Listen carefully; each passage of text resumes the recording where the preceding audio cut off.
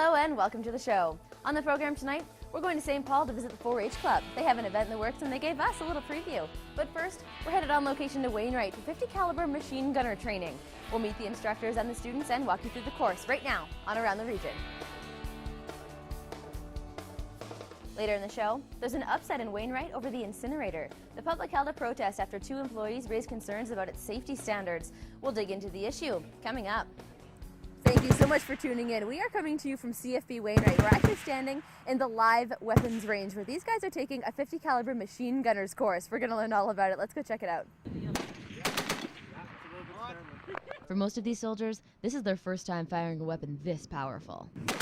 It's actually a good, I've got a good impression. It's a good feeling. You can actually feel it right through you when it fires.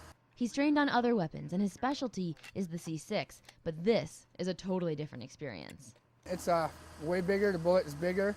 The rate of fire is slower though, because it's not gas fed. So it's just a smaller rhythm, slower rhythm, but bigger impact, bigger bullet, bigger weapon. And this weapon has been along for a lot of time, so it's an actual good weapon. In order for Private Friolet to be able to even try this weapon, he had to complete a week of classroom training before doing the live fire exercises. You want to know the theory because you want to know the capabilities of the weapon, what it can do for you, at what ranges, at what temperatures, what weather, whatever the condition is, whether you're elevated, shooting on angles or not. On the range, each gun requires 3 soldiers to effectively operate it.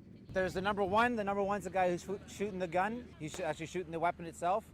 The number 2 is taking care of the ammunition and assisting with the shooting with regards to the sights and unlocking the weapon so it can be moved around on the tripod. And then there's a gun controller, the guy behind. He designates which target to shoot and the rate of fire to shoot the weapon at. This is true to a real-life scenario. When these guns are in operation in the field, they're usually mounted on vehicles or set up on tripods like these ones with 2 gunners guiding it. The number 2 may get what we call tunnel vision and may not see exactly when targets of opportunity arise, or he may be focused on one target and a more dangerous target arises. The procedure here is very important. They can't afford accidents. Every time you walk on a weapon, you got to do safety procedure, make sure there's no bullet in there, make no obstruction, so then the weapon is good to fire. So you carry on your safety procedure. After that, you get the word of command load, which is your number 2 opens the feed tray cover, opens up, lifts up the extractor arm, and then it puts the ammo, tells you to release. Release! Release! This is a mandatory course if you're a combat arms soldier, but here, there's a mix of jobs that don't require gunner courses at all. We're soldiers first in the Army, whether you're a cook, a supply tech, like I said, a clerk, whatever. So you never know what's going to happen if you're in the field of theater or anything. So I guess being soldier first, you got to hone your skills and everything. So it's actually pretty important. Not to mention it gives these guys a qualification that they wouldn't normally get because they're here in this training environment. They're not in an operational unit.